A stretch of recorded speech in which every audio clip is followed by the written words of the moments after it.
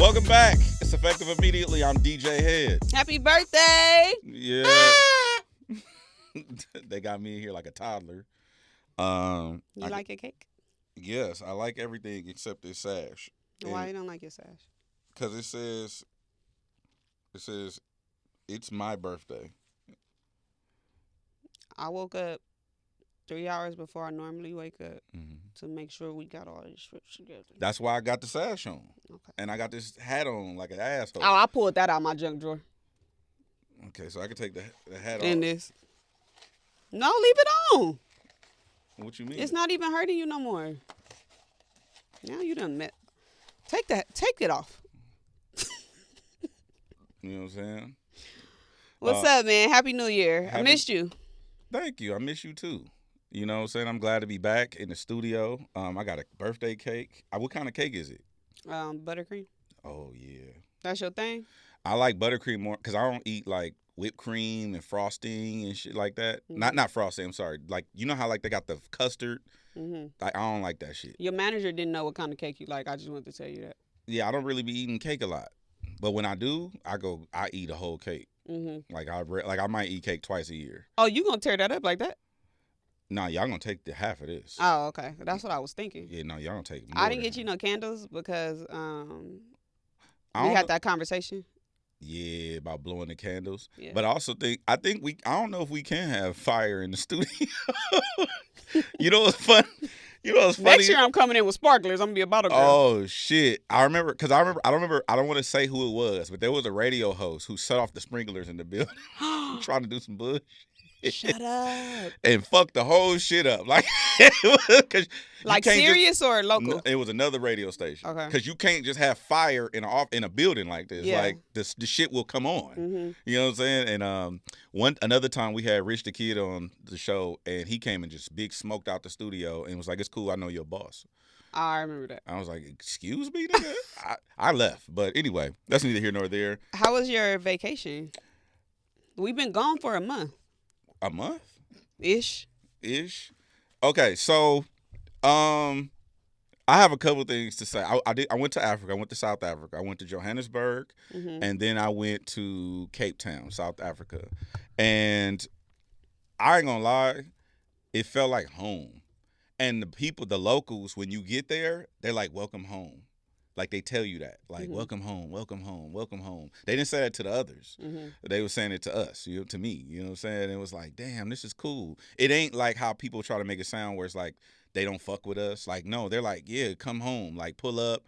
Like, they want to show you around and show you the culture and shit. And I was like, damn, I got to fuck around out here. I want to go back soon. Like, I'm trying to go back this year. I want to go to Ghana, though.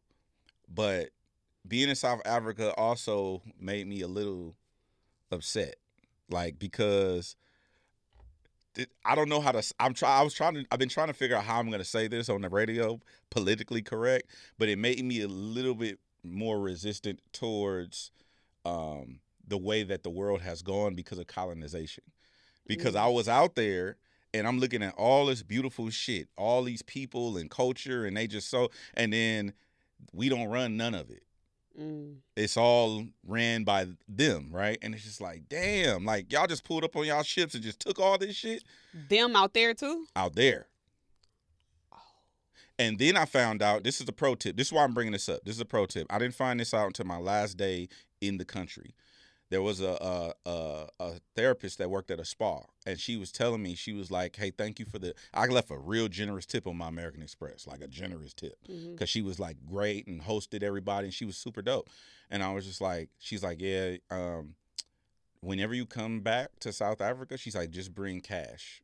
And I'm like, I'm American, and we don't travel with cash. Like, niggas be getting robbed, and we either travel with credit card or traveler's checks or something like that. They get that fee. She said, the owners don't give us our tips. I said, are you serious? She's like, yeah. She's like, we'll never see those tips. Like, I said, the whole time I've been out here? She said, the whole time. She's like, everybody who works here, and this was in Cape Town. I can't speak for Johannesburg. She's like, all the locals who work here, we all live in villages and stuff in towns that are outside of Cape Town. We can't afford to live here. And all of the others that run all the businesses, they don't give us our tips. So tell everybody to bring cash when they come and do tourism and stuff like that. And I just felt terrible. Like, so the whites is in the motherland? what? Yes. What?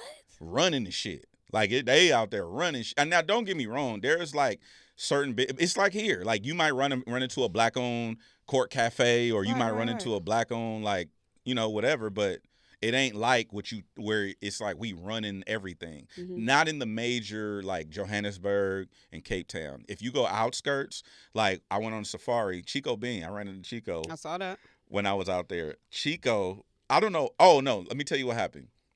Well, actually, let me back up. If you go in the outskirts, then yes, like they are in control of the things. But in the major spots where it's like where you gonna be at, nah, we don't really run shit like that. And so when she told me that, I felt terrible because it was my last day there. I had been there like 8 days or something like that, 7 days, and I've been tipping everybody. I'm like, nigga, this on American Express. I'm tipping everybody, right? She's like, yeah, nobody's gonna see any of those tips. And I just felt terrible. Like, you better than me. I would have been reporting them transactions. I'll be reporting transactions right now. And so when I first got there, I had $100 bill. I didn't have a lot of money. So like this was a credit thing. So I had $100 bill and I changed in for the local currency, which is called ZAR. It's called Rand. And for $100 you get like 1,500 Rand or something like that. Something close to that. And so the baggage people, the airline people, the taxi, I'm tipping everybody because I already know that's what you do in other places. So I'm tipping everybody, but I had like 400 Rand left, and I just started giving it away to the black women that was working at the place, and at the airport and shit, because I just felt bad. Like, I have been tipping all these people who not gonna never see their tips. Yeah. And I don't know, it just made me feel away. I ain't gonna lie. Did you get my soap? I brought you your soap. You got my soap. I brought you your soap. Yeah. Thank you. Yep, that's some real. Man, and when I tell you that shit was expensive. Well, nigga, you was tipping the whole country. You got it. Bro, when I tell you that shit was expensive, I'm like, she was like, yeah, because it fuck you up. Because I'm using the currency calculator in my phone, and so she be like, it'd be 1,500. I'm like, I was about to call her. You was about to call her something? I was like, what? I'm like, oh, let me do it. It was like, oh, okay, it's like, $40. So I'm like, all right, I ain't tripping, but that's how much it costs out here. For real? From the one we go to. Oh yeah. So, but this is like from them, you know what I'm saying? It's the real deal. I don't know, it was interesting. And then also the other thing about South Africa, what I really enjoyed was the weather. Like our winter is their summer. It's kind of like the Caribbean, I guess. But they said their winter still be like 65 degrees. So it's low key like LA. Oh yeah. And so I'm like, nigga, I could just post up out here. And so I was telling them like, yeah, I'm gonna be back for sure. Like, I'm really glad I took this trip. What does the like the air and the atmosphere smell like? I can't tell you what it smells like, but I can tell you the air is definitely way more pure. You know how when I could breathe way more, like, I don't know, it's just different. It's really good. You know how when you leave where we live and then you go to the east side, you can smell that you on the east side? Like, you can tell the difference from here and there. Yeah. It's the air quality is like really, really good. I remember I looked at the map one time and it was just all green, and it was just, really good. But I don't know how to explain it, but everywhere this is going to sound crazy to people who don't know what I'm talking about. But whenever I travel out of the country, the clouds move way faster. Okay. Like, I don't know what the fuck is going on. You can see them moving. You can see the clouds moving like really fast. And I don't know how to explain that or what's going on. Like, but I don't know. How's the food? Fire. What you eat? Did you take any pictures? I wish you could have been dropping the flicks in the group chat. Yeah, nigga, I took some pictures. I'll show you some pictures. Okay. I'm pescatarian, so I'm ordering the big stupid fish with the head on it, and it was like big. So they have a fish out there called king clip, right? Okay. I don't know what fish this is. So when I go in there, because I'm American, I'm ignorant. Yeah. So I go in there and I'm like, yo, can I have fish? And they're like, oh yeah, we have king clip for you. And I'm like, king clip? What the fuck is that? And they're like, it's a whitefish. As soon as I hear whitefish and I'm looking at, okay, it's not like $1 million for the fish. I'm like, oh, this shit tilapia. That's yeah. Do it taste like they just caught it? Fresh. But in my mind, I'm automatically thinking they serving the nigga tilapia. It's not tilapia. It's like a really good, clean whitefish. And so I ate that pretty much the whole time I was there. I had big, what's that? Crab leg. I had big lobster. And the food is so cheap. I took a picture of this receipt. I mean, not a picture. I have this receipt I want to show you. And, I want to say this for the camera. I went to South Africa on a business trip. This was not vacation. This was a business trip. I went out there to have meetings and corporate relation conversations. Taxes. Tax purposes. Taxes. Yeah. He trying to write the trip off. Yeah. You know what I'm saying? Can I go somewhere on your taxes? Hey, yeah, actually. Oh, I could? Yeah, but not yet. I'll tell you when. I need it February 9th. It's Desiree business day. Yeah.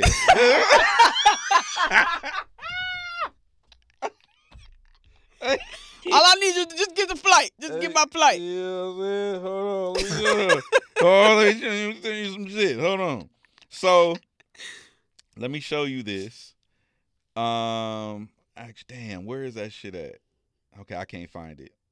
I can't find the picture. So we went somewhere to have a business meeting. Mm-hmm. January 31st. Right? Okay. Right? New Year's Eve. So we had our business meeting at night because everything, I couldn't find an office space during the day. Okay. So we went somewhere at night to have a business meeting. Is that when you was on stage acting like a bird next to Wale? No, that was later. I'm getting to that. So we had a business meeting at 9 p.m. An appointment. We go to the venue to have our business meeting where they happen to have food and drinks. Mm-hmm. There was a section that you could purchase. And so, listen. You bought a section? Listen. They give you a 3-course dinner with your business meeting. They give you drinks all night, nonstop for your party. It was a party of 6. They give you a section after you eat. You eat at this big table, and you go to your section and you eat, and you have and you go to your section and you have the rest of your business meeting. Bottle service. Right. Okay. They have drinks for your business meeting in the section, and it was like the bill came. Now in America, that'd have been a $5,000 night, especially because it was New Year's Eve, and everything is closed on New Year's Eve. It was it was 6 people, all night included. It was like $280. What? US. How much is rent out there? I looked it up. You got damn right I looked it up. You could buy it's a 2-bedroom condo. You could buy that's equivalent to what the Beverly Center is here in LA, $40,000 US. Yeah, a 2-bedroom, brand new. Ain't nobody lived in it. 2-bedroom townhouse across the street from. I see why you was considering relocating, nigga. So then, I was like, hey, I'll pick this one up. I'll get this. You know what I'm saying? Y'all get the other ones. I got this one. You know what I'm saying? Put this shit on the business meeting so that way I could log. And then we had to log the minutes and do all the shit for tax purposes and whatnot. But yeah, that was cool. The Wale thing happened because I hit Wale because I seen he was going to be out there and he did the Wave Festival with Mariah the Scientist, which, sidebar, I had no idea she was that fucking big. Like, I knew she was like. Big in size or fame? Fame. Oh, yeah. Those girls are out there about to knock the barricade over to get to that girl. Yeah, people love her. I didn't know. I knew she had fans. I didn't know she was like worldwide, like big dog shit. She headlined the festival that Wale performed at. So when I was going out there, I saw Wale was performing at the Wave Fest. So I hit him and I was like, yo, I'm coming. He was like, pull up. I'm like, all right, bet. Kaz and the whole team took care of me, whatever. We go there. They like, you got to come to the after party. I'm like, nigga, this it. First of all, you already know how we get down. Like we be somewhere 15 minutes. Right. The festival is already going into tomorrow. Okay, so I'm like, what after party? He's like, bro, the after party is down at the beach. So I'm like, fuck it. I'm out here. I might as well go do it. Finish the business meeting. Go over to the after party, right? We get to the after party. They're like, yeah, we going in. Come on. You know how I go when you move with the rappers. You just stay close and right. So they pulled me up on stage. I was ducked off in the little back. Cass pulls me up on stage, and then Wale and DJ Money they doing their set. They going. People losing their mind. Because he got all them I'm a piano like Afrobeat type records, and they loving that shit. Which is I understand. I get it now. I understand it. Yeah. So they going crazy. Wale stops the show. Hold up, nigga. DJ Hed is here. I'm like, nigga, these niggas don't know me. Like, you know what I'm saying? They looking like, what the fuck is going on? They do know you. They did. He stops the show. He like, him and DJ Money like, bro, you need to get on stage. We not moving. We not gonna keep going till you get on the stage. Yeah. So I get up on stage and Wale's Wale is like performing. Then he stops and he's like, well, hold on, DJ Hed is here. DJ Money plays the Rack City remix.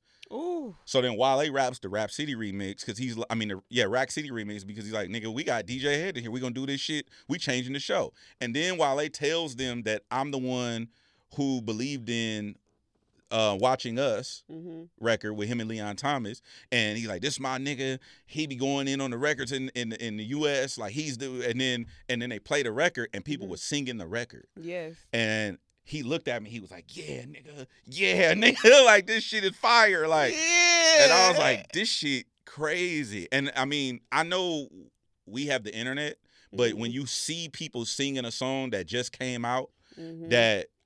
Like, okay, yeah, we had it, we played it. Like, we played it first on the radio, whatever the case may be. It's like, oh, this music shit for real. Like, and it just made me, I don't know, it made me, it reinvigorated how I feel about the music. And so that's when I was acting like a bird on stage. But yeah, that was cool. Okay. And then how was your birthday? Because you ended up in Vegas. So I work for will.i.am. I work for his tech company. It's called FYI. While I was gone, when I was leaving, they told me, hey, we're gonna do an event in Vegas for CES. It's the Consumer Electronics thing that happens every year. Yeah. Let me tell you something. We did the same party last year, and it was cool. It wasn't this. It's at Live. We do it at Live at the Fontainebleau. Live in Vegas. It was 1,200 people outside that couldn't get in. And we was 90 minutes into the party. We started at 9, doors open at 9. By 10:30, 11, we was sold out. Like, couldn't nobody get in, fire martin. Like, it was just. Oh, it was cracking. It was 1,200 people outside. Yeah. Trying to get in. It was like, oh, this shit crazy. So, Hit Boy came through, did his thing. Ty Dolla $ign came through and shut that shit down. And then the Black Eyed Peas performed, and that's how I ended up in Vegas. I had the program that night, so that was cool. And then I was able to come home, but I spent my birthday like working. I was on my laptop in my drawers. We had a meeting. We had a meeting. You was on FaceTime with me in your drawers, nigga. That was after that. Oh, okay. Because I had to work out, and then my mom took me to eat, and then I got back to work. But I will say this, nigga, I got this Aura ring, and I've been tracking my sleep. Not that kind of ring, the one that go on your finger. What you think she was? What you think she thought? I don't know. So you been sleeping, nigga? What? Congratulations. Hold on, let me show you this. I've been sleeping, fool. Like I've been getting sleep. I like now. I know this is not like impressive to most people. Yeah. But for me, well, if the people that what we know, but that's really good that you've been sleeping, bruh. Look at this. Look at that. You say you only been awake 35 minutes. No, look at how much the hours I slept. Oh, this one night? One night. Is this the most you slept? Shit. In how long? In years. I slept a full 8 hours, like 13 minutes one night. The other night I slept like 7 hours. I don't know. I just been getting up like, thank God, and I just go work out because But yeah, that's what's been going on for me. So some really cool shit. I've been anxious to get back in here into the studio. Also, you know what's interesting? People been really looking forward to us coming back in the studio. Like, even though we've been dropping our interviews and stuff like that, he was like, man, I want to hear, what's up with you and Gina? I'm like, yeah. He's like, I'm like, bro, we going back next week. Like, it's all good. Like, people been asking me too, thinking that we like just stop the show or something. Just stop the show? Yeah. Did you tell them, like, you've been coming to the radio station every week? I haven't been replying. Oh, okay. While you was on tour. I went to London too. Damn. Yeah. While you was on tour, I still been in the States working. Mm-hmm. But I really didn't do much though. I went to the Rams game. Shout out to Priya. I went to the Rams game. Oh yeah, I did see you took a whole bunch of bad bitch photos at the Rams. You see me? I was like, who's taking these fucking? Did I see? I think it was Tally. Desiree. Oh, it was Desiree. I'm like, who's taking these pictures? We did it up. Cause nigga, it looked like you was endorsed by the Rams. Well, shout out to Mitchell and Ness. Oh yeah. Because that's that. Yeah, when they shout to Mitchell and Ness, thank you for the gear. But we went to the Rams game. So funny. So like WWE's, remember I took Desiree to WWE. She is so into all of that. So remember how you was explaining the game to me? Yeah.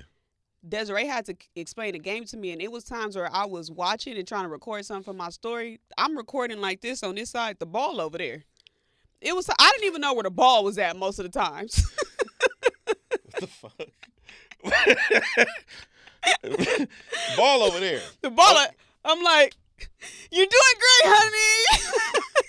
Fucking. But I did that, and then I think that's the only thing I did. I got like a lot of like art, internal stuff done or whatever, and then I've been coming up here doing my radio show. But yeah, I did it. We had a little girls' night for New Year's. I saw it was a little pajama jammy jam. Mm-hmm. We went and got our TikTok pajamas. And, what does that mean? I got them from TikTok Shop. Oh. Okay. Mm-hmm. And then Christmas. Oh, I didn't talk to nobody on Christmas. I mean, I answered the phone, but I was in the house with Roland on Christmas. Mm. I was just chilling. I've been cooking. What you been cooking? I made some enchiladas. Oh, I wish you could eat meat. Yeah. It's fire? I made the best enchiladas I ever had in my life. Ain't you? Was she supposed to be making me, Nay? Nah. The soup. Why was I making you soup? Remember you made that fire-ass soup and you was like, you gonna make me some? Yeah. You made some, and I was like, I want a bowl of that. And you was like, I'm just making your own. Yeah, because I got to make it without something. Yeah. I don't forgot how I even made that. Oh, my God. You don't write none of this shit down? You be in there freestyling. Oh, my God. Yeah, I be getting it off TikTok. I gained weight. You gained weight? I got a little booty now. I had to send Nay a video of my ass. Because I'm like, damn. Bro, what the fuck y'all got going on? That's my homegirl. What?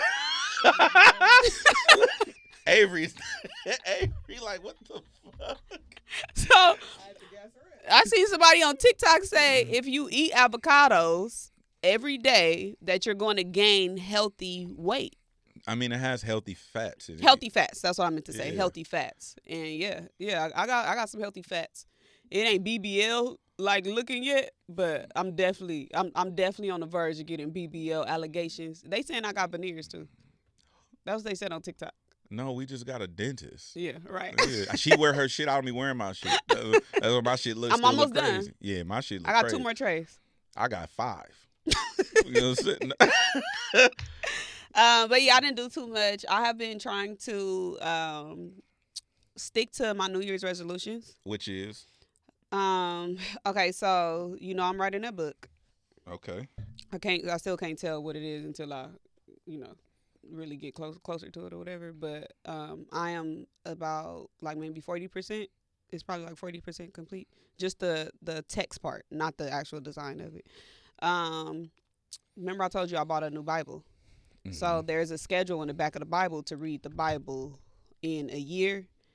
So I've been reading my Bible every night. Where you at? I'm on Genesis chapter 11. Mm. But I done came in there more confused than I was before I pulled up. And it's like, it's me and Nate was just talking about it earlier. We can talk about it another day, but I have been reading it sober. And I've been reading it so scared and lost that I cannot chew a gummy because I'm scared for my mind to go further than it's going sober, you know? Yeah. But yeah, that's my New Year's resolution. Also, I am trying to keep weaves out of my hair Okay. because my little hair grew. What about heat? No, I need my heat. You gotta pick something. It's not the 80s now, nigga. I'm not walking here with a natural. You gotta. Hey, what if you? Okay, would you ever do a fro? Hell no. You would be. Y'all would look crazy. I don't know what they was thinking back then. And I don't know how they got they froze to be so like bushy, because when you blow dry your hair, it's like straight still, you know? Like, I don't know if maybe the heat too much or, you know, They didn't. whatever They the case. blow drying froze. Fool. What was they doing? Nigga, just nothing. You pick that motherfucker. You just comb. You just pick But it. how do you dry it after you wash it? That wasn't. I don't know. Didn't wash it. See? No, you have to wash your hair. Eventually. And then it's like how you lay on it, you know? Like, I don't know. I don't know. I definitely wasn't made for the 80s. Like, for sure. But yeah, that's all I think those are all my New Year's resolutions. What are yours? Man, I am trying to be consistent with my workouts. Mm-hmm. I'm trying to get really consistent with my workouts. I'm trying to really dive into this sleep thing. And even though I don't like to sleep because my brain don't turn off, like I just be coming up with ideas and I'll be figuring out ways to make money and just ideas for the show. And like, so I'm trying to be intentional about sleep. Yeah. And I'm trying to be more adamant about my workouts no matter where I am, because that'd be my excuse. Oh, I'm not at home, I can't work out. It's like, nigga, put some extra clothes in your bag. Like, you know what I'm saying? Like, Yeah. So that ain't really an excuse, low key. And then even when I'm traveling, I feel like I need to be more adamant, because when I go out of town, that'd be my other, man, I ain't even working out. But every hotel got a gym. Right, that's true. And then low key, now that I done got these Delta points up, Delta got showers in the lounge. What? Nigga, I took a hot ass shower when I was in Atlanta. Yeah, and it's like that. All right, just tell me the truth. Like, do not sit here and lie to me. I want you to tell me the truth. Did you take a shower because you needed to, or you took a shower just because you a nigga and you just wanted to use a shower in Delta? Well, the first one I took because I just wanted to see. I was like, I was in there, you know, like making them my little plate, and it's like, y'all got showers in this motherfucker? Cause now I ain't gonna lie, I'm one of them people who, like, if I'm feel like I go to the doctor and I don't need to, cause I'm paying $800 a month in health insurance. I need to get you in the county, bruh. They won't accept me. You gotta lie a little bit. They won't accept. I done applied for county for 3 years, and they keep saying, "Man, give me your login, man." Mr. Drake. I know. I'll be trying to get on Obama, Medicare, Medi-Cal, nigga. Somebody throw me a bone, but no. Trump is like, fuck you and go to hell. So anyway, yeah, I be going running blood panels, nigga. One time I went to the lab. I didn't even go to my doctor. Mm-hmm. I was so hot. I was over there by Cedars-Sinai in Beverly Hills. Mm-hmm. And I drove, you know how it's this big Cedars-Sinai building. And I just rolled past that motherfucker, and they had just hit me for 800. And I'm like, you know what? I'm finna go in here and run some labs. Nigga, y'all got me fucked up. What you tell them you need? Bro, I just walked into the lab, and I was just like, no appointment, nigga. No, nothing. You didn't have no doctor referral or nothing? No referral. I just walked in that motherfucker. They was like, how can I help you? I said, yeah, I'm here to run labs. They was like, do you have a referral? I said, no, but I talked to the doctor like previously about getting labs done, and they was like, yeah, all you have to do is go to the lab. And they were like, are you sure? Then somebody went in the back, and I guess they came back like 20 minutes later. It was like, okay, we're going to run your labs for you. You know, we'll just send it to the doctor. We don't have a referral for you. We don't have any paperwork. Yeah. But we see you in the system from previous. I was like, yeah, they run them same ones. I said, they know. Man, I was hot, nigga. They hit me for 800. It was like a random Wednesday. But that's who I am. Hey, no, but for real, all bullshit aside, I feel like insurance and okay, so now that you pay out of pocket, Tell me this: when you do your taxes, do you get a refund for that? You don't get a refund. You don't get a refund, right? Hell no. Because I know you can get a fine if you don't have health insurance. They'll charge you. Unless if you have a business, if you have a company, an LLC, and you're doing real business through your company, and you are an employee of your company, which means you're on payroll, then you can write off your insurance. Oh, okay. But most niggas ain't doing payroll. Like, you have to sign up like Gusto or like a payroll, like QuickBooks. If you sign up for a payroll, which is another $50 or $40 a month, and pay yourself a salary out of your company, then you can write off your shit. But ain't nobody, like, I'm not finna pay these niggas $800 and then pay these niggas $40 so I can write off the $800. Like, I'm just, you know what I'm saying? I'm finna just run blood panels. But you can get back that 812 times? I think it's a fraction of it. You can't do the whole just a thing. percentage. Yeah, it's like it's like with your employer cover half of your shit or whatever. Okay. That's how it works. Well, with the idea I had in my head. Nah, that shit ain't. Because I feel like by the time the end of the year or something, if I didn't use it. You want that back? Yeah, that, car insurance. It don't work like that. Renter's insurance. That's why it's a scam. Give me a Ponzi scheme. Yeah, it don't work like that. I'm actually not mad at you going to run labs because I've been thinking that I need to go do it. I have, not to get all serious and stuff, but there's been about 3 or 4 girls that I've either grown up with or that I just know just on some like LA shit who have been diagnosed with cancer. For real? Yeah. Oh, shit. And 2 of them is breast cancer. Oh. So I've been like, me and Desiree been like on some, like, all right, like we need to go just to go, you know, like hey, listen, just to see. Listen, you got to get rid of that dairy. That's the one. That dairy is the motherfucker. That should be fucking black women up. Yeah. The fibroids and all that. What phone carrier do you have? T-Mobile. Oh, same. T-Mobile been going. Hey, same. Look, T-Mobile. Let me tell you what happened. What happened? We gonna get in some hip hop, but did you switch your thing over? Hell yeah. Oh, okay. You talking about when I went over there? Yeah. Hell yeah. I went and got me a digital SIM card. I ain't fucking with them people. They was like, it's gonna be 25 cents a minute. Bet. Say less. Nigga, I turned the whole phone off, nigga. Nigga, anybody, my mom was trying to hit me. It's like, you gotta text me. If you ain't texting me, you gotta FaceTime me, and that's when I'm on the Wi-Fi. Yeah. Other than that, go fuck yourself. Yeah. You know?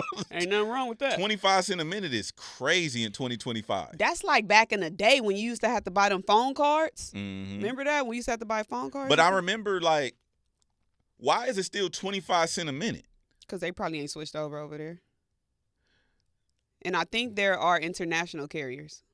There are. That's who I got this SIM card thing where you could switch it whatever country you go to now. Mm-hmm. So yeah, I did that for sure. I did that, but I was thinking. Well, a couple people have Verizon, and they shit was booming over there.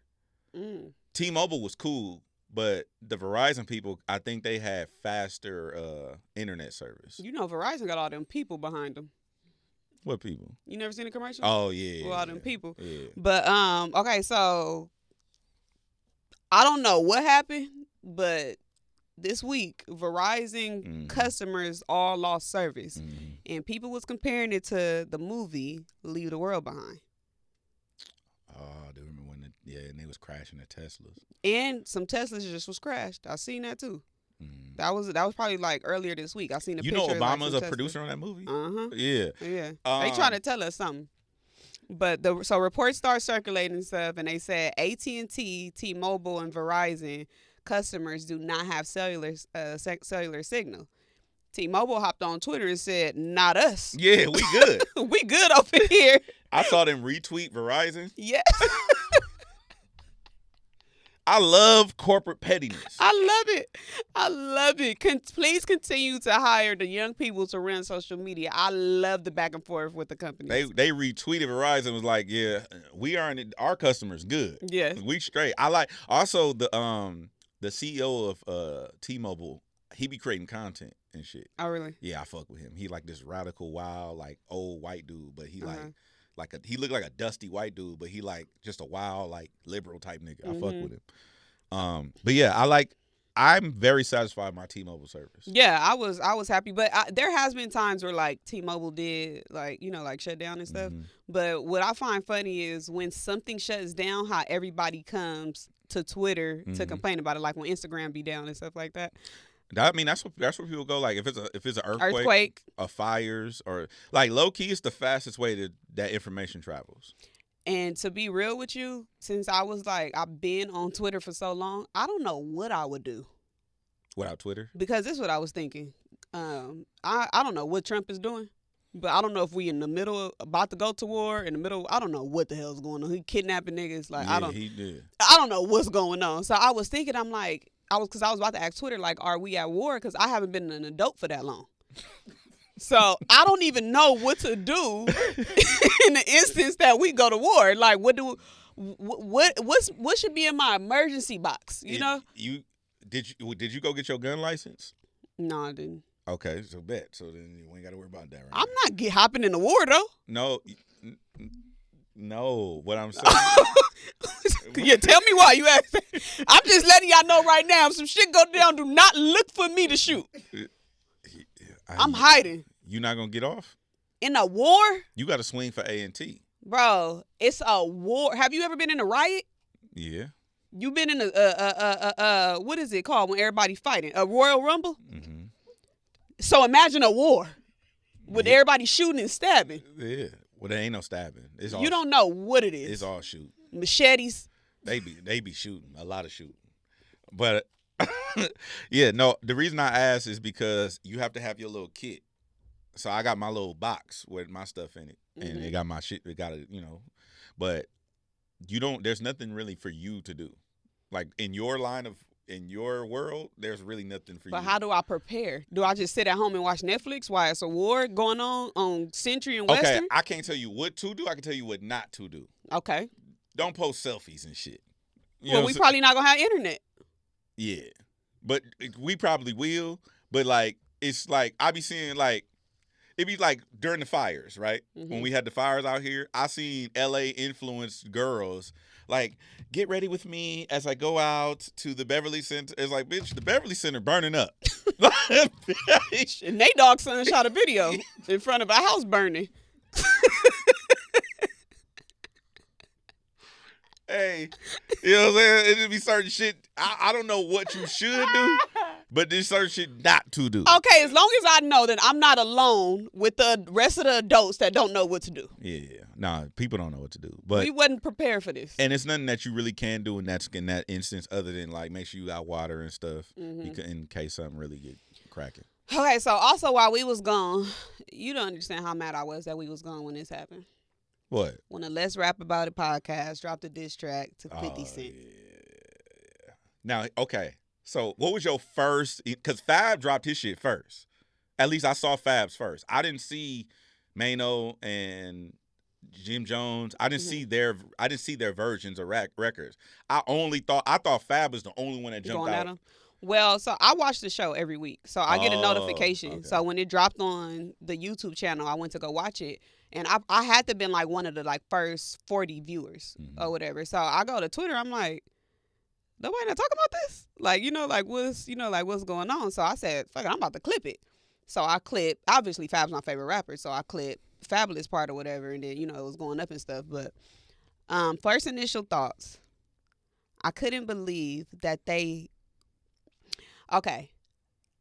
rapping over all his beats was just so direct that it's like, because when you listen to Jim Jones and Mano and Dave East, you don't really know if it's a diss or not. But it's like, okay, I'm listening to the beats, but they kind of gave me, like I said, I watched the show. So when I'm watching the show, they didn't give me that they was trying to go to war with him for real.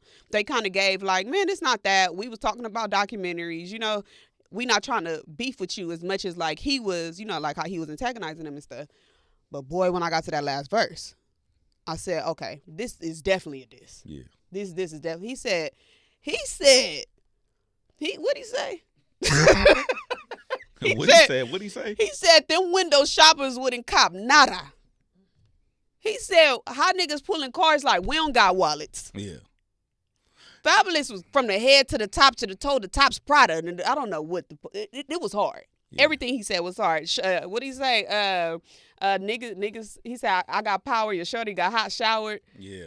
Oh my goodness, it was just so good. I think I don't know Fab personally. I've talked to him before, and I don't know Jim personally. I've talked to him, I think, before, but I know East, and I would love to know if they all recorded, and then it was like, yeah, Fab gonna go last. Absolutely. You think so? Absolutely. Or it just happened that way? Because I think they was like I think they got all their shit together and was like, all right, that's the last verse. Yeah. Like, I think they know, like, as a unit, what Fabulous is going to do. Oh, so they already, before they recorded, you think he was like, I think they know with Fab. I have not heard of Bad Fab first. Right. So I think they just knew what Fabulous was going to do. And to be honest, Fabulous, out of all of them, Fabulous is the one who has dropped the least as of recent. Yeah. So he's the most anticipated verse, you know? Dave East just dropped a project. He dropped 2 projects, I believe. Or 3. I think he dropped 3 last year. And he added one of his, the East Mix. He added that to DSPs recently. Mm-hmm. And, it's been on SoundCloud and stuff like that. So we've been getting consistency from all of them outside of, Fabulous or whatever. But what did you think about just the whole situation in general? Again, I saw Fab's first, so I didn't know that it was a whole thing. Like, I didn't know that everybody was responding. Mm-hmm. So I was like, oh shit, okay, Fab. Mm-hmm. I thought he was just on a dolo mission, and so as he's on a dolo, I gave him more credit because I'm thinking like, oh, Fab is just jumping off the porch by himself, and he like, fuck it, I'm gonna get mine off. Then when I noticed that it was a collaborative effort, I'm like, oh, this is good. Yeah. Like, I like this as a response because it's like, nigga, hold up, nigga. We all rappers here. Mm-hmm. All of us can rap. Like, let's rap about it. Yeah. And I just thought that was really, really good. I'm not advocating for nobody to have no smoke with Curtis 50 Cent Jackson.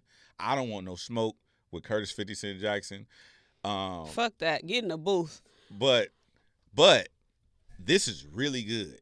Yes. This is really so good. It was so good, and it was direct as fuck, but it was tastefully disrespectful. Mm-hmm. Like, it wasn't like fuck you and your baby mama, and like that's why your son. It wasn't like none of that. It was I got power. Your shorty got hot showered. Yeah, like it was like a diss record. It was a real diss record. But this is the thing that I feel like people sleep on, and maybe I just picked this up because I'm a fan of Fabulous. This is not the first time that he said something slick on the song in regards to 50 Cent.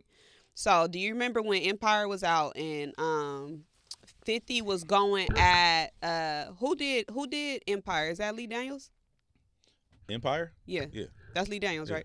So it was like some back and forth between when they was beefing. Yes. Mm-hmm. Fab said trying to build an empire, niggas in power want to hate. Oh. He said that. It's on Friday. It's on Friday night mixtapes. Friday night freestyles, I mean. Okay. Trying to build an empire, niggas in power want to hate. Whoa, what you mad because I'm fucking your bird? I put it in my waist like I'm tucking the shirt. Do him and Fab have previous history or anything? I don't know. Because I don't see them crossing paths like that. Like, Fifth is from Queens, Jamaica, Queens, and Fab is from Brooklyn. Mm-hmm. And most of the time, they be from the same borough where you would usually see that kind of tension. But I don't remember them ever having a back and forth or anything like that. Yeah, I don't know. But then when I think about it, I don't know if I ever seen a picture of them together. Me either. Like, I don't know. But any of them. Like, I don't know. I really don't know. Now, I could just not remember, but I feel like I've seen Fabulous at premieres for Power. You're right. I wonder, I think I've seen Mano with Fifth before. Maybe. Don't quote me on that. But, yeah, no, I literally don't know. But you're right. Know. I don't think I've ever seen a picture of them. Yeah. That's crazy. I never thought about that. Now, the question I have for you is, why do you think social media is not having the same energy for 50 as they did for everybody else that's been dissed within these last 2 years? As far as what? Like, what do you mean? Responding. Oh, not pressuring 50 to respond? Yeah. This is going to sound disrespectful, and I'm just answering the question. Mm-hmm. I don't think people look at 50 like a rapper no more. But he did just drop a song. He drops songs all the time. He do all his own theme songs. Mm-hmm. He do all his own theme songs to his TV shows. Mm-hmm. 50 Cent is a rapper. He's a goated rapper. Mm-hmm. I think the perception, though, is people don't look at him like a rapper in competition in rap. Mm-hmm. Like, they look at him like, oh, 50's a TV executive now. He's a creative producer. Like, I don't think people look at him for the response. So, as a rapper, how do I beef with him? That's just my hypothesis. Yeah, no, that's one. But like, as a rapper, though, with that, like, how do I beef with him? Because the way you beef with the rappers is to get in the booth. Yeah, I agree with you. But if you think about it, Fifth ain't dissed nobody on a record in a long time. Like, he's transitioned to this. Mm-hmm. So I don't necessarily know if people are expecting him to rap, because that's not how he's responded in the past, even with all of his adversaries. Like, he dissed Ja Rule back in the day, and then he dissed Fat Joe, and then he dissed a couple other people. But he never, like in the new era of shit, you haven't heard a 50 Cent diss record. I want 50 Cent How to Rob to come outside. I don't know. That's what I want. I want 50 Cent How to Rob. And I could be talking too much right now. Fuck it, we here, because I already tweeted it. I heard he already responded. 50 did? And it's very, very disrespectful. See, I don't necessarily want that. It's 50 very, 50 a very different level of petty, dog. Like, it's just rap. And if y'all rapped at me first, I can get disrespectful. Yeah, I agree with you. Because y'all rapped. Yeah, I agree with you. And I'm telling you, Fab done took a shot already in 2000, what was that, 16, when Friday Night Freestyles came out? 2015, 2016, I think that was. Okay, so 17? look, tell me how this goes then. If 50 responds, I don't think he goes at it with all four of them. No. It's going to be Fab. It's Fabulous. Okay. So now what? Like, Fab responds? Fab has not been outside. Fabulous don't need to be outside. Because you just saw what he did. Right. And all that was a warm-up. Yeah. That was like a, this where we going type of thing. Mm-hmm. You get what I'm saying? Like, that was like this something light. That was light. It was hard for Fab. Great. Lyrics, everything, top tier, bar. But that was light, a light diss track. Because that still can be spent as if we're on some, like, just wordplay. Mm-hmm. I got power, your shorty got hot shower. Them window shoppers wouldn't cop nada. He said something, dang, I can't think of the lyrics right now, but he has different lyrics and stuff in there that it could just be viewed as just wordplay, not disrespect. Okay. I think once he's disrespected, because he haven't been disrespected, they thought that was funny that he was calling them squatters and stuff. That shit is funny. Y'all didn't pay the rent. That's funny. Calling the nigga squatters for not paying the rent is funny. Why are they shooting at his studio? That's the better question. You know this nigga. Like, you know how he is. Why are you shooting at his studio? Wait, what you mean? Whose studio? Wasn't they at 50 Cent studio? No, 50 was going to buy it. Oh. Yeah, he was talking to the landlord. Oh, my God. He was talking to the landlord, nigga. Okay, that makes more sense, because the whole time when he was complaining about them, I'm like, why? If it's his studio, I understand why he complained about them paying the rent. Okay. No. And then they tease him and they named it Squatter Rights Freestyle. You're right. No, that's funny. But that is funny. But to your point, you know what I just thought about when you said you haven't seen a picture of them? 50 partnering with Cameron makes more sense now. Mm-hmm. Because obviously the Dipset thing, mm-hmm. right? So now to me, everything is kind of making more sense, because you got Cam and Mace and you got 50. Mm-hmm. And then you got Jim and Mano and Fab and everybody else over here. I don't know. It's interesting. I mean, this is New York business. I ain't got nothing to do with this shit, but it's great for the culture. He said, the blick like a magic stick, your top voila. Roof gone. Dre and Snoop in the drop pala. Screaming, let me ride, them youngins is diabolic. Man. They would leave your whip leaning. Like them youngins pop hydraulics.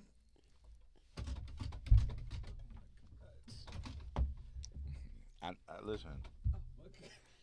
And okay, so tell me what you think is gonna happen. I think. Okay, so Uncle Murder dropped the wrap up. Yes. I think 50 is being strategic here, and I think he's going to drop a response when it makes sense. Because like now, when he got an album or something. I don't know. I just whenever it makes sense, because now we done added Clarissa and Papoose to the group chat. Yeah, I don't know how that happened. Because Papoose teased a diss track Against 50? Yes. That's random though. No, it's not random. 50 been going at Papoose and Clarissa. You was in Ghana. Yeah. No, I was in South Africa. You was in South Africa. You was gone. Okay, yeah. You was on that SIM card. Yeah. Right. That's right. Okay, because I did miss. I saw the Clarissa Shields thing, and I was like, "Why is he going to Clarissa Shields?" I didn't understand how that happened. Now I don't know what. Yeah. Like I don't know what's like how I kind of by the time I got into it and seen it, it was Clarissa responding to what he had already been saying and stuff, and then Papoose had teased the diss track or whatever. So got you. Okay. Now it's either going to be 2 diss tracks or a longer one. Because I thought that we was going to get some bars on the wrap-up, on Uncle Murder's wrap-up. Mm-hmm. But we didn't. Okay, so let me ask you a question. Let's put rap aside for a second. Mm-hmm. Why is 50 beefing with the Let's Rap About It? Okay. You want the storyline, the timeline? Yes. Okay, so the Diddy doc drops. Yes. And Let's Rap About It podcast was talking about the Diddy documentary. And they was having a conversation about you being a public figure and people automatically being able to make documentaries and things about you. Right. So they was explaining like basically anybody can do it. You as a public figure, it's your likeliness, whatever, like they can create documentaries about you. So both, I want to say Fab and Jim was like, how are you able to just do that? Like just in general, not talking about 50, but just talking about being able to just do it in general. From there, 50 Cent starts going in on them. This is followed by Ak and Mano going back and forth as well. So from there, they done called the landlord, and that's when the squatter stuff started happening. The squatter allegations. So because they were talking about it on the podcast, 50 felt away and tried to buy the studio. I don't think he was really gonna buy it. I think he was just trolling them. Okay, so he was trolling them because they were talking. Because they was talking about it. Okay, and then after that they dissed him.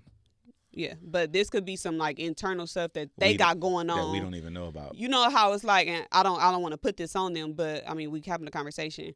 You know how it's just certain niggas we not gonna talk about. Correct. On the show. Yeah. Not because it's beef, but maybe we just don't fuck with them. You know? So I don't know. I don't even know if that's the scenario. Got you. But they didn't talk about it when they were discussing it. They didn't talk about it in terms of like it being about him. They were just speaking in general. People being able to make documentaries about public figures. No, I agree with that because there was a book written about Nipsey. It was like an autobiography. It was unofficial autobiography written about Nipsey, and I was like, oh, this is dope. And I remember going on the radio with it and talking about it, and I ended up talking to the members and the family. It was like, bro, we don't got nothing to do with that shit. We not fucking with it. And I just shut it down. I just didn't engage with it because that's how they felt about it.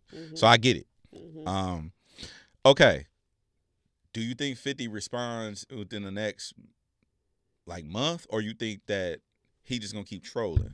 Like, you think he drops a record response? 50 Cent is so much of a nigga, it don't matter when he responds. Now, me as a rap fan, I want you to respond yesterday. Okay. But I just think he's so much of a nigga, it don't matter. And I think that he is so much also in control of the algorithm. Bro, he is. 50 do what he want on social media. And he go at who he want. Not only do he do what he want, he got so many different. He's in the new Street Fighter movie that's finna come out. That's finna be one of the biggest movies of the year. Like, in the last 2 years. You know what I'm saying? Like, not that he's bigger than the program. He low-key is, though. No, he is the program. He is the program. Because who was I talking to? I was talking to, me and Salas was talking about this. 50 Cent is somebody who you get into a beef with. Gina Views is beef with 50 Cent. 50 will not only troll the shit out of you, put all your business out on social media. When he see you, fire on you, pay the fee, and then produce a documentary about your ass on ABC. Yeah. Like, what the fuck is that? Like, imagine beefing with a nigga so bad he do a doc on you. Like that's remember we was talking about like rich petty people? Yeah, like that's what I'm saying. Rich petty type Go of get stuff. a budget from a studio. Yeah. Shoot a documentary about you, making you look crazy, and then put it on Netflix. Yeah. I'm cool. I don't want that. No, I'm cool. But speaking of other people that just started, highly anticipated rappers, J. Cole. J. Cole announced the date for his last album, February 6th, The Fall Off. Okay, I don't like when rappers do this. What? I know he's been teasing that this is his last album for a while. Like this is, but then like they get the bug again, they start rapping again, and it kind of ruins what was supposed to be the thing. And Jay-Z did it first, as far as that. He's the first rapper to retire to me in my life that I remember. And then later on, after that, he dropped another album. You know what I'm saying? It's like, I actually believe J. Cole, but I also really, really want this album to be like the shit. Like, if it's going to be your last album, I want it to be like the best album you ever made in your life. I think it is. You think so? I think this is going to be his best album. If the rest of the project is anything like track 2, this 2, the narration, the just the concept of it, everything they talking about, I think that this is going to be that. I think that if he's giving us his last album, we're going to find out what he been doing when he disappeared, how he's been living, what he's been going through mentally, and why this is his last album. Because did you see the beginning of the little paragraph on it? The thing he wrote. And he says that he's basically working towards, like, he's about to show us, or no, it said something. Let me just pull it up.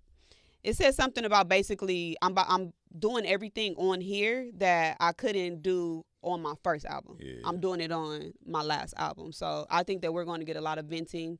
I'm trying to figure out if he's single. What? He said it.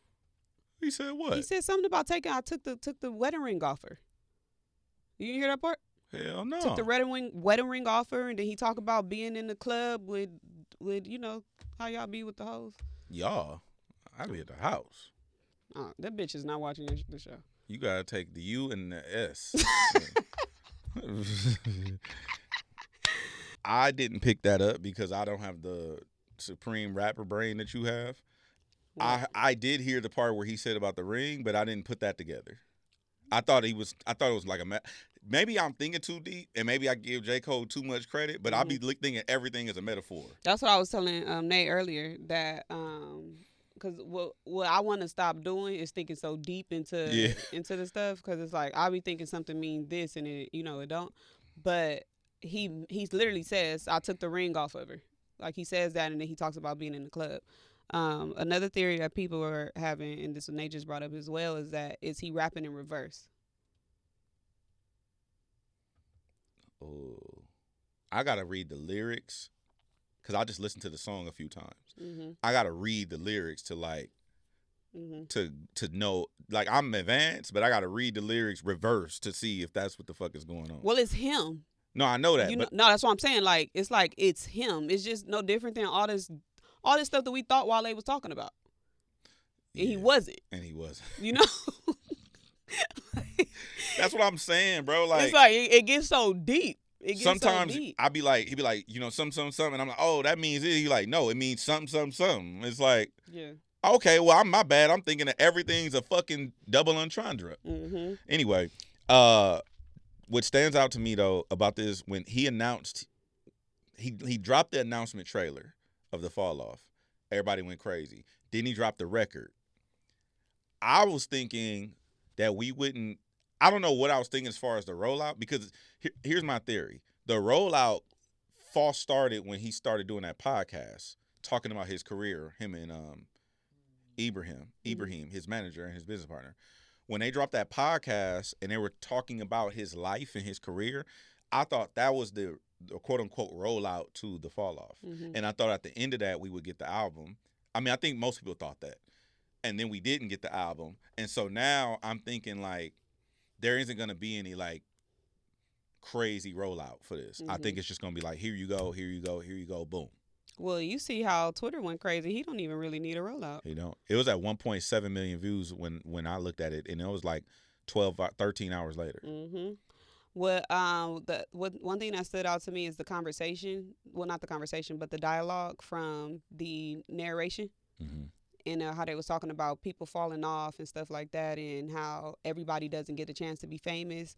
I thought that was very, very relatable, because it is assumed by supporters or, you know, viewers and things like that, the fan base, that if you disappear for too long, or if you stop putting out things, that you've fallen off. But how about I'm just at home and I'm just needed to disconnect? Maybe I'm socially drained. You know, it's like I done enough, because I'm going to assume that at this point, I'm not pocket watching J. Cole, but I'm assuming at this point he don't have to even make music no more. No, he don't. You got your label. You discovered, you know, a couple artists and stuff like that. I don't know what other endeavors he may have, but I don't think that we necessarily even need him to, or he doesn't need to continue to drop music. But I also appreciate somebody who knows that my time is over. Yeah, I agree. And I also think that Cole is not one of them people, like, I know people that are very close to him. And the conversations that I have, that they have about Cole, is he's actually who you think he is. He's actually who he says he is. He don't want no smoke. He don't want no drama. He will literally leave a room if it's too much commotion or too much chaos.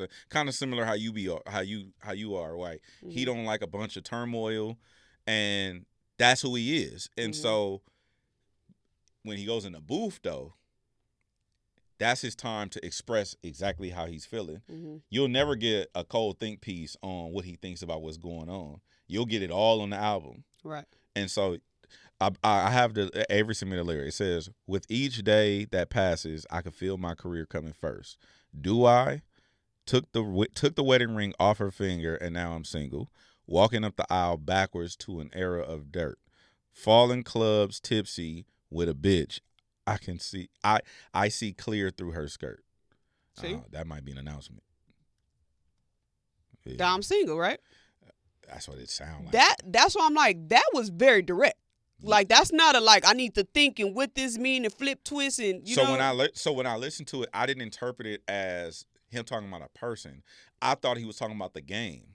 Well, I think it matters what he said before that and right after that. Okay, yeah. So, but like, we're not gonna know until we get the sit down interview when he talks to people about, you know, like what it is. Well, I doubt he's gonna do press for real, but we might get something to where he does his own podcast or something. He might do his own thing. Never mind. I was gonna say that for no reason, but I would prefer him just do one with whoever he wants, just so we get some closure on. It is what it is. I don't think he gonna give his last one to Cam. Cause it's Cameron gonna get his verse. Cameron not getting that verse. Cameron not getting that verse. He not getting that verse. Cameron need that verse. Cameron not getting that. He gotta get Cameron that verse. Cam better go through with that lawsuit. They dismissed it. No, I'm saying he better. You can appeal. Do it again. Yeah. He gotta get Cameron that verse. Bro, he not getting that verse. Give Cameron that verse. No, I'm not saying I don't want him to. Yeah. I'm just saying he not. J. Cole, get Cameron that verse. It's cold out.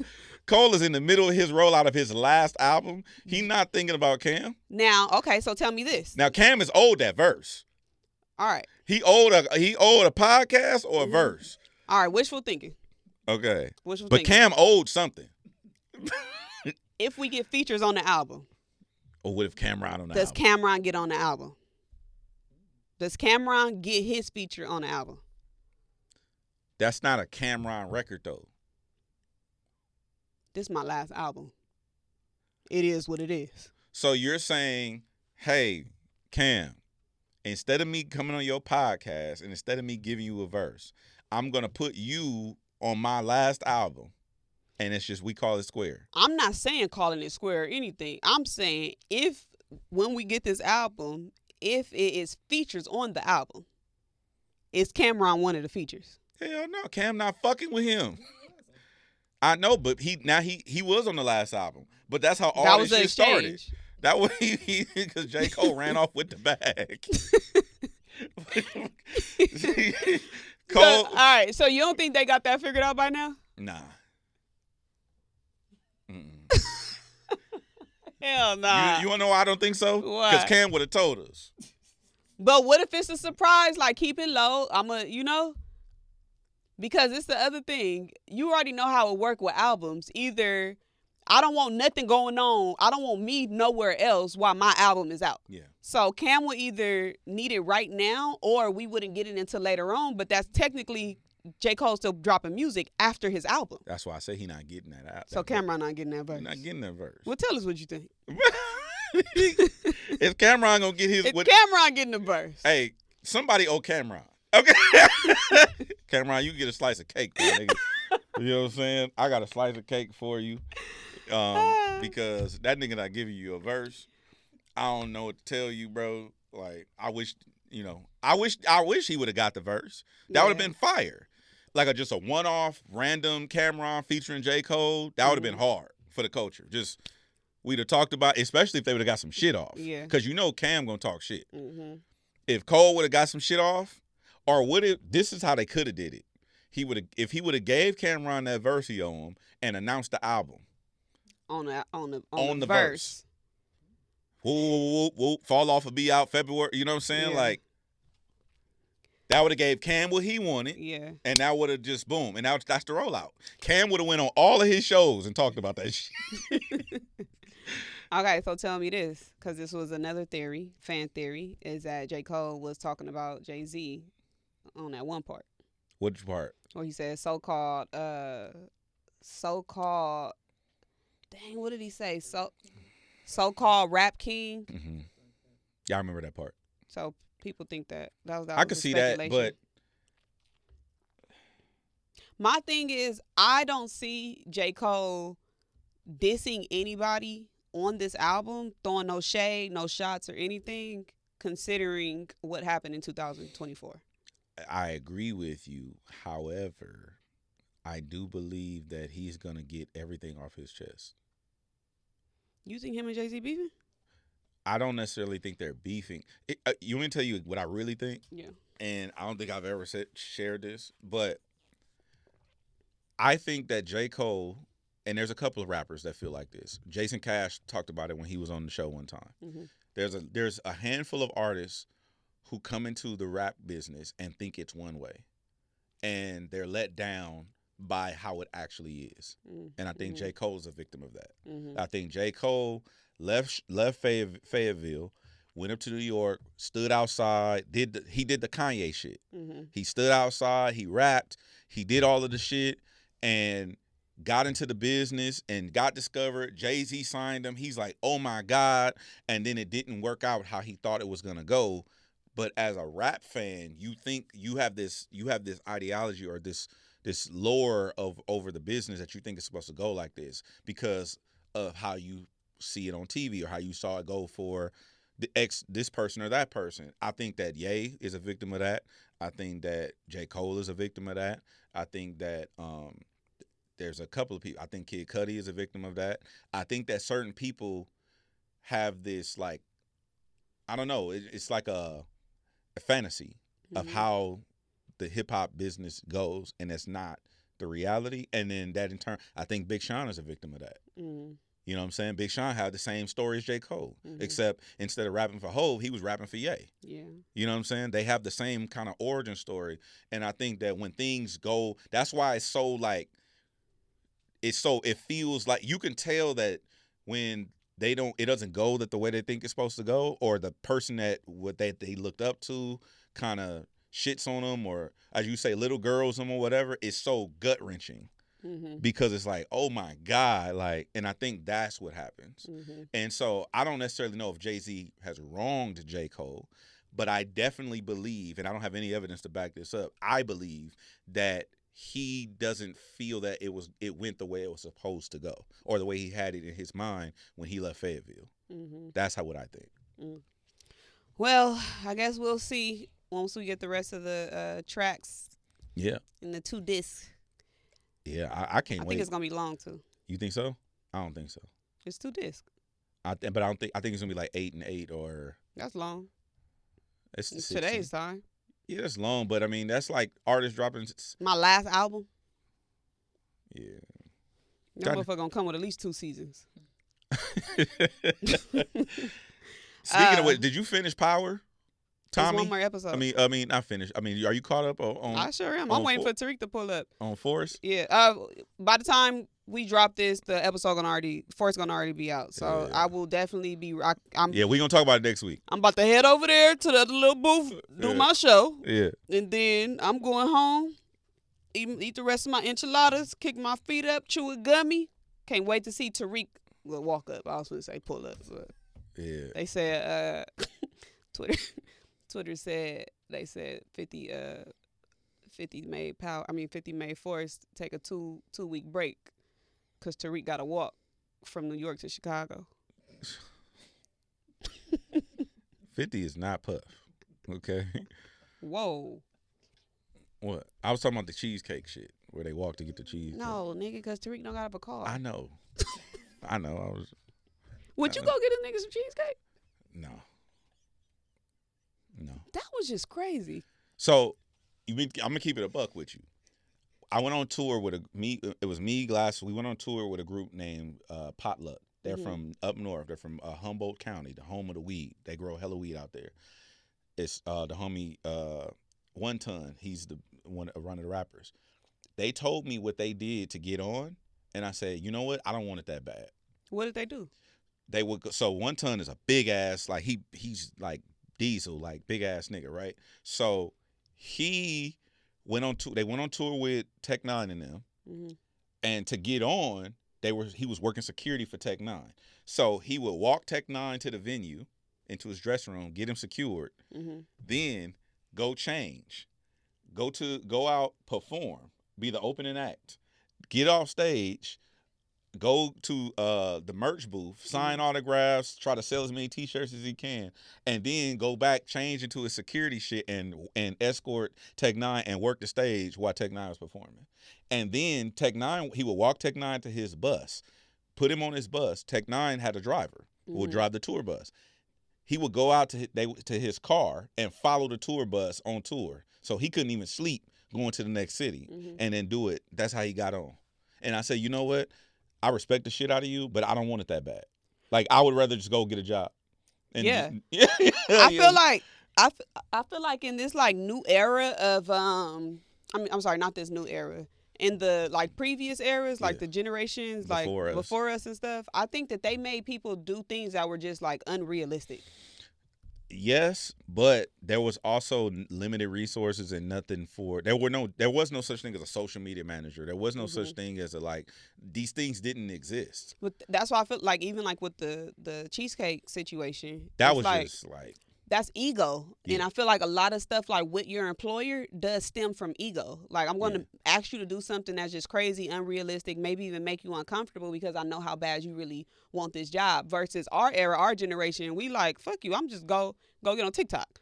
Or, like go to the next situation or, like the next job. Like we not going for that. But I feel like prior, maybe early 2000s or something. I would say one generation before me, probably. Yeah. Like they just make people do unrealistic thing. And it was funny as I was talking to Allison. Shout out to Allison. Allison was telling me how we were just discussing how when you're too nice to another, like an older female, they actually mean to you in the business. Like when you too nice to somebody that's like older than you and they like been seasoned in, like they're a veteran and stuff. Like if you too nice, that's actually like it comes off as weak. Oh, word. Yeah. Damn. And they like, treat you away. I ain't gonna say who, but yeah. Bitch can't be crazy. Big network too. Like came, yanked me up. What are you doing on my set? Girl, back up.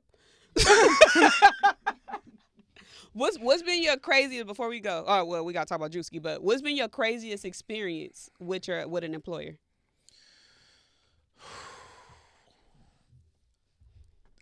So when I worked at Burlington Coat Factory, I wasn't supposed to say the name, huh?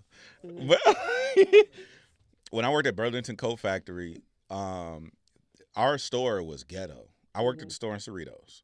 Okay, it was ghetto up in there. Like the store manager was embezzling money. The feds came and arrested her at the store, hit her for like $200,000 of like larceny and embezzlement and shit. It was crazy. It was ghetto. The other supervisor was knocking down one of the other people. It was just like ghetto up in that motherfucker, right?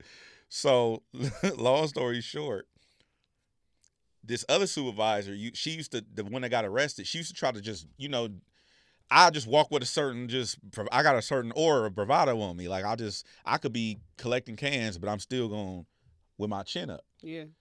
Man, one day, also I didn't wear a store uniform. I don't wear button-ups. You know this. I don't wear.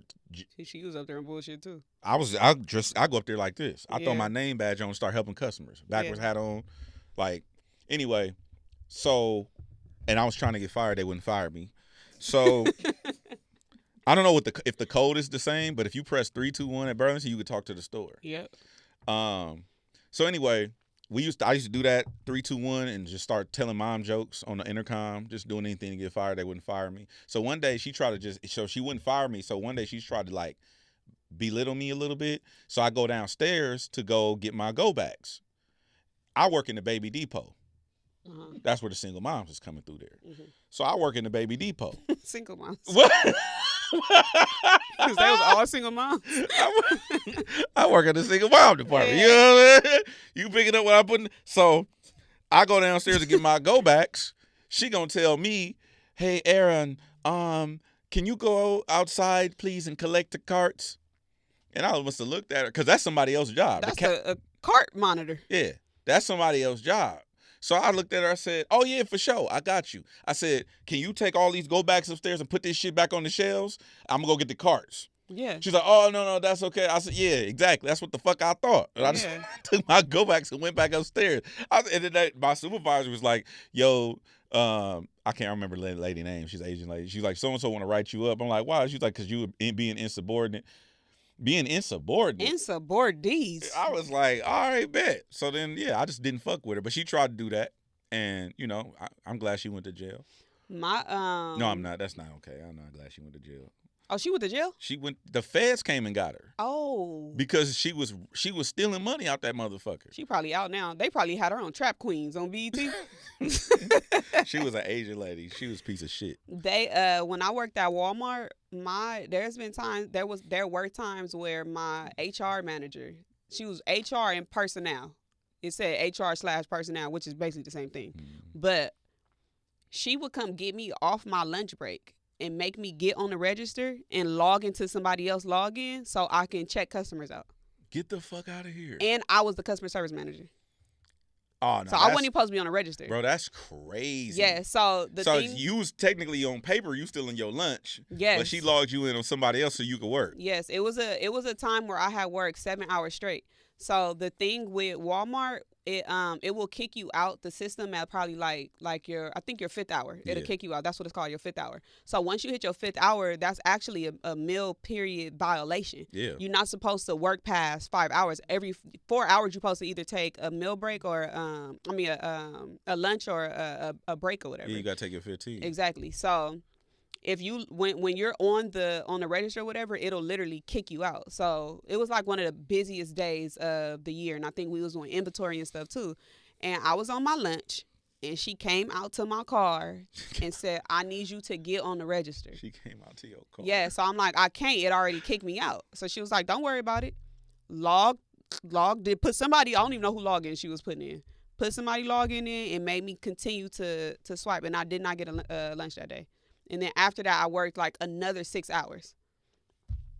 What? Yeah, I could sue the fuck out of Walmart right now, bro. What you mean? Then you know about when I got robbed. Bro, what you mean? Yeah, I don't care about them. Man, what you see what Tracy Morgan hit for? You right. And that was a different circumstance. But they said he would a new bitch in a new car every day. Yeah. But anyway, I do want to know if anybody have any like crazy employer stories, like something that your employer just made you do that was outrageous. Please tell us in the comments. But Druski is catching a lot of love and flack for his latest skit about the megachurches. Man, I thought that shit was comedy gold. Hilarious. Comedy gold. He said, y'all worried? Oh. That was just that one. Y'all worried about why I'm in Christian Dior? it's because I'm a Christian walking in the blood of Jesus. I think that was one of his best skits. That was the best one. And I think that was the one with the biggest budget. Yeah, he was hanging from, you know how much, never mind. We here.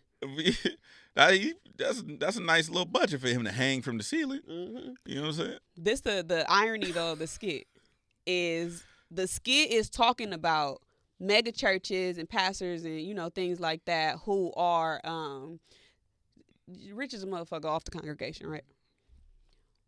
Who let him use their church? I don't think that was a church. That's how the churches look. That is how they look, but I think that was a set. Well, let's say it was a church. Okay. Who let him use the church? Somebody who probably got a bag for it. That's what I'm saying. That's literally the irony here. It's like somebody who got a bag for it. You took the money, and then I thought it was crazy that like the people, like people of the church, the people that go to church and stuff, were mad about the skit, but you're not mad about who he's spoofing. Mm-hmm. The people that he's copying, that he got it from. And the funniest part wasn't even in the church to me. It was at the end. Oh, when he was counting money? When he was in the Rolls Royce. Nigga, you paid your tithes and offering? He was like, man, get your broke ass off my car. Hey, Druski got to be on the Mount Rushmore. Yeah, I like that I like the production that's going into these skits, because even when the one he did where he was the white face, and then he did another one that was big budget. It wasn't as big as this one, mm-hmm. but it was another one that was like, damn, he's putting a lot of effort into these skits. This is really, when you think about it, it's like obviously the traditional comedy, stand-up comic, mm-hmm. comics are stand-up comics. I mean, like they're the people that's on the stage telling jokes and stuff. But when you think about it, for our era, this generation, this is elevated comedy. Yeah. It's like, it's not the same as standing up on the stage and telling jokes and stuff, but this is funny as hell too. He does tours. Yeah. Yeah, I know. I missed it. I was mad I missed it. He does tours. Matter of fact, I went to, he was here the day I went to your event. Mm-hmm. I think what's gonna happen though is either Kevin Hart or somebody's gonna put together the new Saturday Night Live, mm-hmm. and Druski's gonna be one of the people that's gonna be part of that. Because I don't see him going to Saturday Night Live. I mean, I think Saturday Night Live is actually coming to an end for some reason. I don't know where I heard that from, but I don't see that many. I don't see that format lasting that long, especially that late at night. Yeah, like we all watch Saturday Night Live the day after on YouTube. Like nobody stays up till midnight and watches. Not nobody. Mm-hmm. Culturally, that's not something we do as a community. They're not funny to me.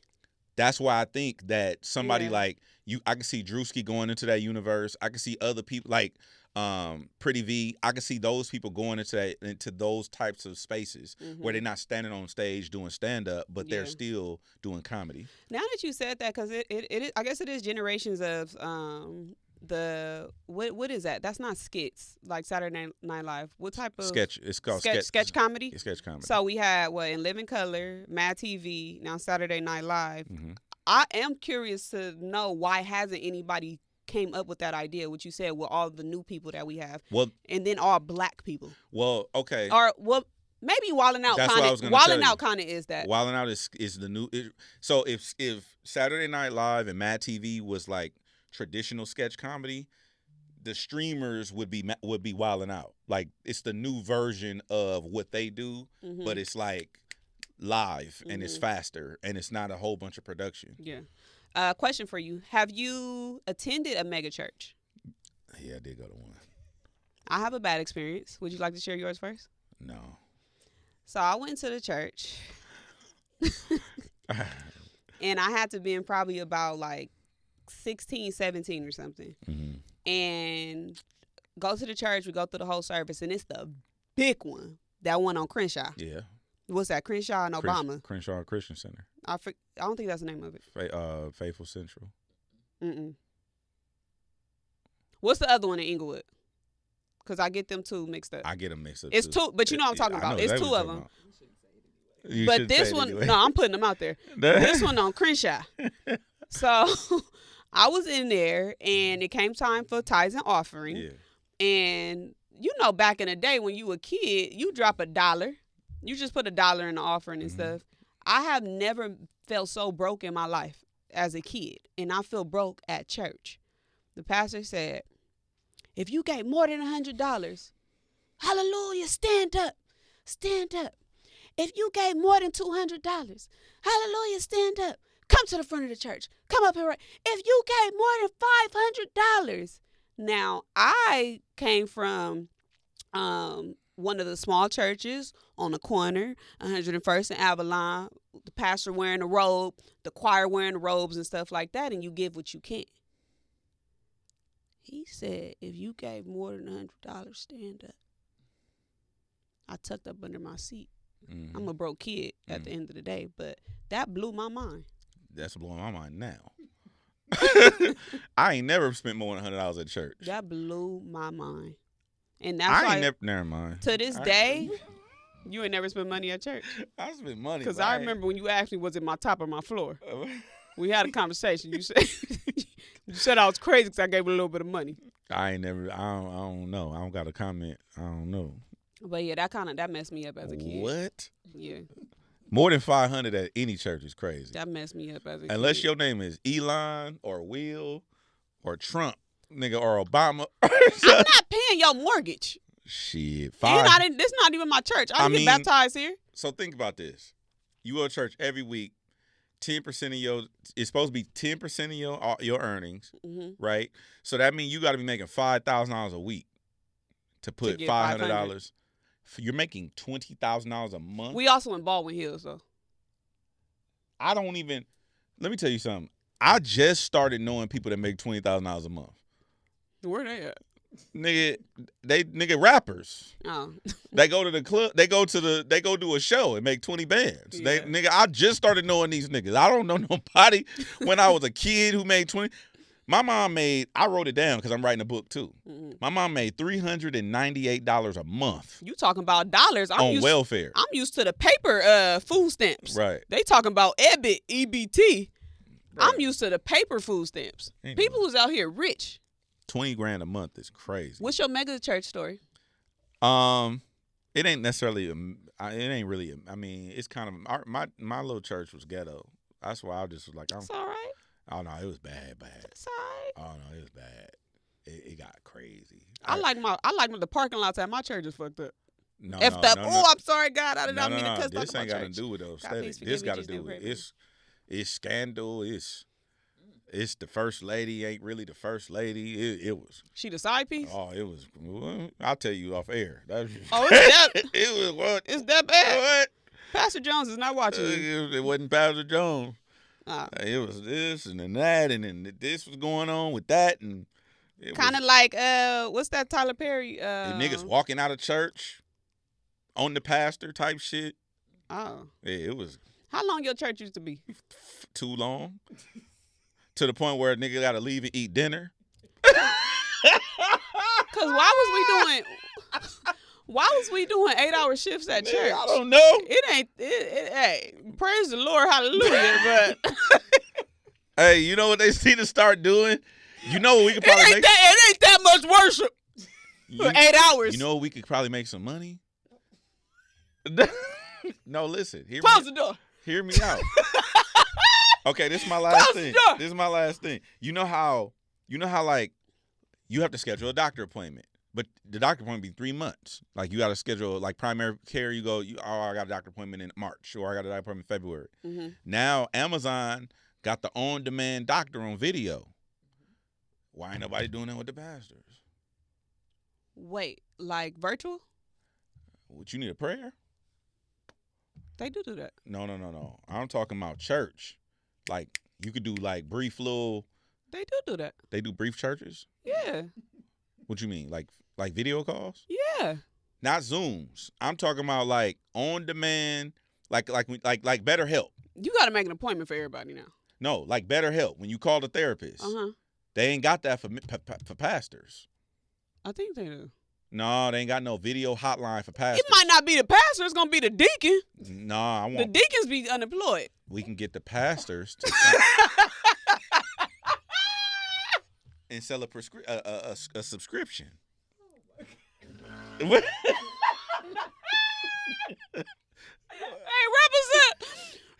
before they get mad at me again. They finna get mad, bro.